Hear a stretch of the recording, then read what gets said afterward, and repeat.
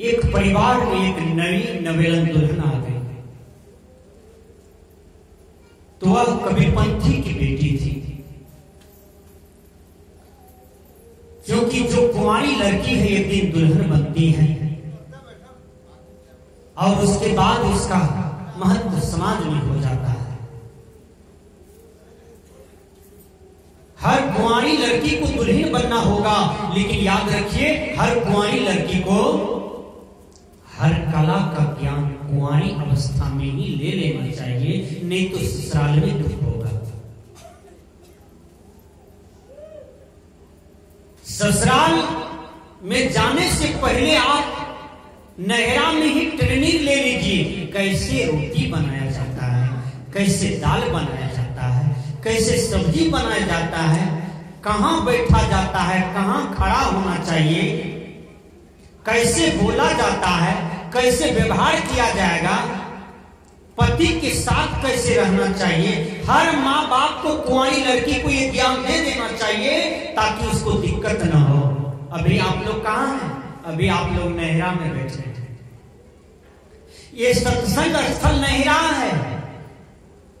और जिस दिन आप सतलोक जाएंगे, जिस दिन आप ये शरीर को त्याग करके चले जाएंगे अपने लोग, उस दिन आपको दुख नहीं होगा, तकलीफ नहीं होगा, क्योंकि अभी आप नहिरा में पूरा ज्ञान ले रहे हैं, पूरा कला ले रहे हैं।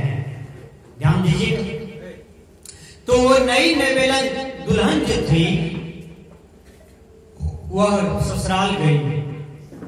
तो ससुराल गई तो प्रणाम किसको किया? ध्यान दीजिएगा। आप किसको प्रणाम करते हैं? सबसे पहले ध्वजा को। घर में जो गुस्सा है उसको, वो कौन सी गुस्सा है? मट्टी का थंबा है, पत्थर है, उसको प्रणाम करते हैं। घर वाले भी कहते हैं बेटी इसमें शक्ति है, इन्हीं की कृपा से तुम आई हो, इन्हीं की कृपा से हमको सब चीज है, बेटी इन्हीं को प्रणाम करो। यानी मारा हुआ दिमाग। ये कबीर पंथ दिमाग नहीं है, ये कबीर विचार नहीं है। कबीर साहब किसको नमन करते हैं, किसको प्रणाम करते हैं? आपकी आत्मा को। आरती कीजिए आत्म पूजा है, आत्मा की पूजा करते हैं बंदी छोड़ कबीर। जड़ की पूजा नहीं करते हैं, क्योंकि जड़ में शक्ति नहीं है, जड़ में समझने बुझने का ज्ञान नहीं है। ध्यान दीजिए। आप यदि सूर्य को प्रणाम करते हैं तो सूर्य कभी आशीर्वाद दिया है? ठीक से बोलिए, नहीं दिया। आप चंद्रमा को प्रणाम करते हैं, चंद्रमा आपको आशीर्वाद दिया है? नहीं दिया है। आप हवा को प्रणाम कीजिए, आग को प्रणाम कीजिए, धरती को प्रणाम कीजिए, वृक्ष को प्रणाम कीजिए, पानी को प्रणाम कीजिए, पहाड़ को प्रणाम कीजिए, पत्थर को प्रणाम कीजिए। कभी कहा सुखे रहा, नीके रहा, या तो मेरी हो जाए, वो कभी नहीं कहा, कोई आशीर्वाद नहीं दिया है। वही यदि आप अपने माँ बाप को प्रणाम कर लेते हैं, दादा दादी को प्रणाम कर लेते हैं, शाम हो गया अपने पति को आरती दिखाते हैं अगरबत्ती से। एक महिला अपने पति को कह रही थी कोरिया है। अब बचाओ, आप लोग बताइए वह कितना अभद्र शब्द बोल रही है। पति को जहां पत्नी कोरिया कहे, वह कितना आयु छीन करती है। विचार कीजिए। माँ अपनी बेटी को सौतीन कहती है, ये सौतीनिया कहां गई थी? बाप अपने बेटा को साला कहते हैं, रे साला तू कहां गया था, रे साला तू क्या कर रहा है। ये सब लैंग्वेज बहुत खराब है, ये भाषा बहुत खराब है। आप क्या बोलते हैं तो वाणी को सोच करके बोलिए। तो वो नई नवेलन जो दुल्हन थी ना, वो प्रणाम किया पति को, सास को, ससुर को, खाना पीना बनाई, सो गई। बुढ़िया गाल पर हाथ दे करके सोच रही है बुढ़ी माँ, कल के हो बा गहीर माए को प्रणाम नहीं किया है, अब क्या होगा। वो कहती है पुतहुआ माए जी कुछो न हेते, माए जी कुछो न हेते, अहाँ का प्रणाम छे हमर गहिर में। देखियो पुतहू कह रही है अहें छे हमर घर का देवता, मतलब सास ससुर ही हमारे घर की देवी देवता हैं। ये मिट्टी का थुम्बा नहीं, ये पत्थर का नहीं। कबीर साहब ने कहा पाथर पूजे तो हरी मिले, मैं पूजू पहाड़, ताते भरी चक्की जो पीस खाए संसार। देखिए माँ बाप को प्रणाम कीजिएगा, क्या कहेगा? बेटा सुखे रहो, बेटा निके रहो, बेटा 100 बरस जियो, बेटा 150 बरस जियो। हे बेटा तोरा खाली बेटिए भेज जा, अपनी बेटा भेज देता। देखिए माँ बाप कितना बढ़िया आशीर्वाद दे रहा है, वो कितना बढ़िया भगवान भगवती है आपका, वो कितना बड़ा देवी देवता है आपका। वह माता पिता से आशीर्वाद लीजिए जिन माता पिता से आपको सब कुछ मिलता है। श्रवण कुमार का नाम आज तक जिंदा है धरती पर, तो माता पिता का सेवा करके। भगवान राम का नाम जिंदा है इस धरती पर, तो माता पिता का सेवा करके। देखिए तो माता पिता में बड़ा दिव्य गुण होता है, वो जो आपको आशीर्वाद देंगे वो आपको फलित होगा। माँ बाप के दिल को कोई न दुखाना, यदि श्राप दे दिया तो ब्रह्मा विष्णु महेश भी नहीं काट पाएगा। वो श्राप बहुत खतरनाक होता है, याद कर लीजिए।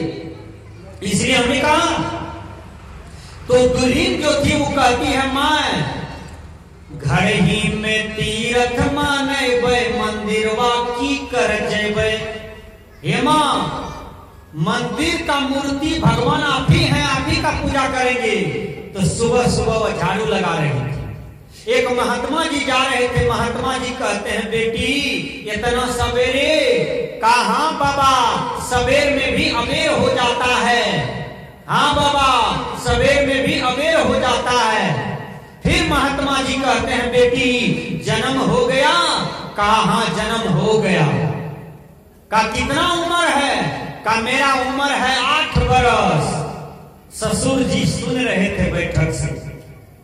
फिर कहते हैं बेटी पति का जन्म हुआ? कहा हाँ। का उम्र कितना है? का 6 बरस। बूढ़ा बाबा सुन रहा था बैठक में बैठकर। फिर महात्मा जी कहते हैं बेटी सास का जन्म हुआ? का हुआ। का उम्र कितना है? का 4 बरस। बूढ़ा का तो प्रेशर हाई हो रहा है, क्योंकि बात उल्टा समझ में आ रहा है। तब कहते हैं बेटी ससुर का जन्म हुआ? का नहीं हुआ है। बूढ़ा को तो प्रेशर हाई हो गया। बूढ़ा कहा लाठी लेकर अभी इसका हम कपार फोड़ देंगे, हमारा जन्म नहीं हुआ है कि कैसे आया हमारे घर हैं? काहे बाबा जी इधर आइए, आपको खुट्टा में जोड़ेंगे, इसको भी जोड़ेंगे, दोनों को जोड़ेंगे। इसको तो सामने विदा कर देंगे या आपको बहुत मार मारेंगे। पंचायत बैठा रहे हैं सामने। बाबा कहा बांधिएगा क्या, हम आप ही के बगल में बैठते हैं, पंचायत बैठाइए सामने। बैठा पंचायत। मुखिया जी चयन किया था उस पंचायत के लोग पढ़ा लिखा, मूर्ख आदमी को नहीं किया था चयन।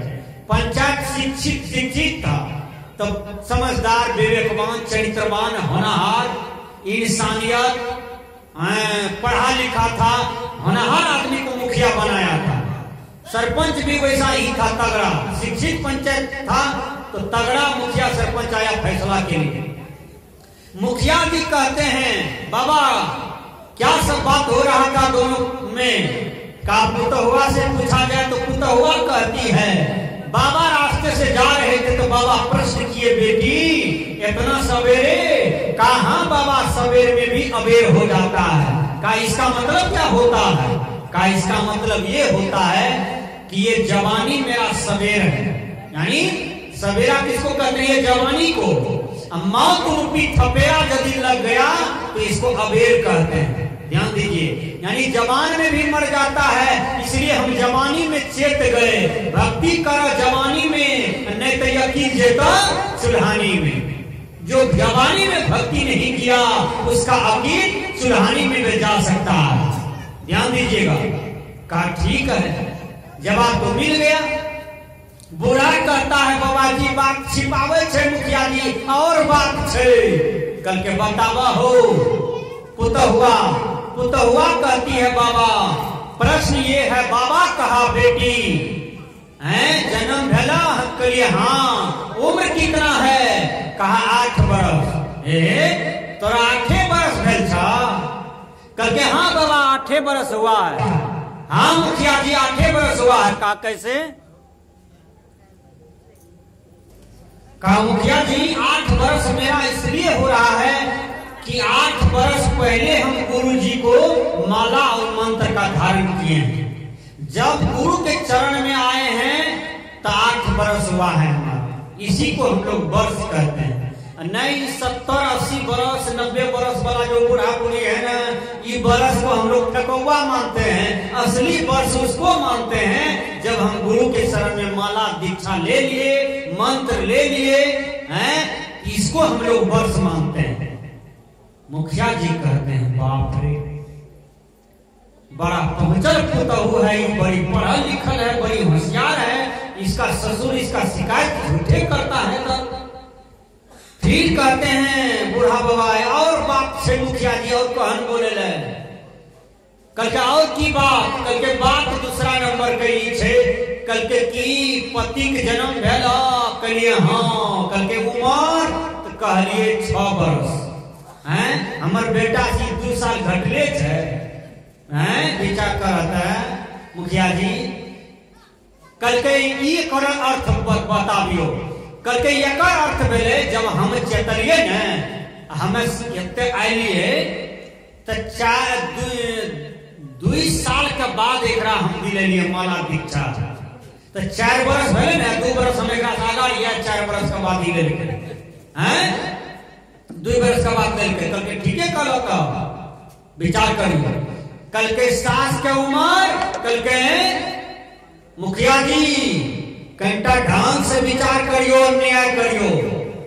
कल के से किया, कल के सास के उम्र भेल छे 4 बरस, बुढ़वा दौर तरवा में हर मार लगे। कल के 4 बरस का हमर बुढ़िया छे, कितना बुढ़िया मर गेले, हमर बुढ़िया बचले।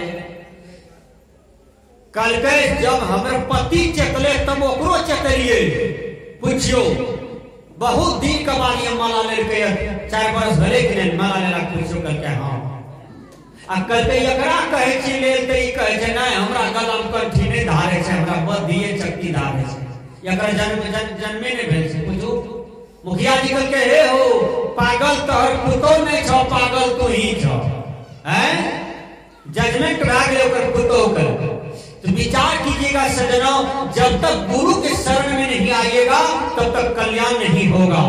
नारद जी गुरु के शरण में गए, नारद जी बहुत विद्वान थे, लेकिन गुरु नहीं किया था तो मिट्टी खोद करके फेंका जाता था, निगुड़ा था। तब जब गुरु कर लिया तो नारद का पूजा होने लगा। इसलिए हर आदमी गुरु कीजिए तो बढ़िया गुरु कीजिए। अब कहीं आसाराम गुरु मिल गया, रामपाल मिल गया, राम रहीम मिल गया, तब नहीं चलवा का कल्याण, नहीं गुरु का कल्याण। गुरु भी करना है तो चैत्रवान, विद्वान, ज्ञानवान, बढ़िया गुरु हो तब आपके जीवन का कल्याण होगा, नहीं तो नहीं होगा। आनहर गुरु बहिर चला, नरक में हो ठेलम ठेला। संत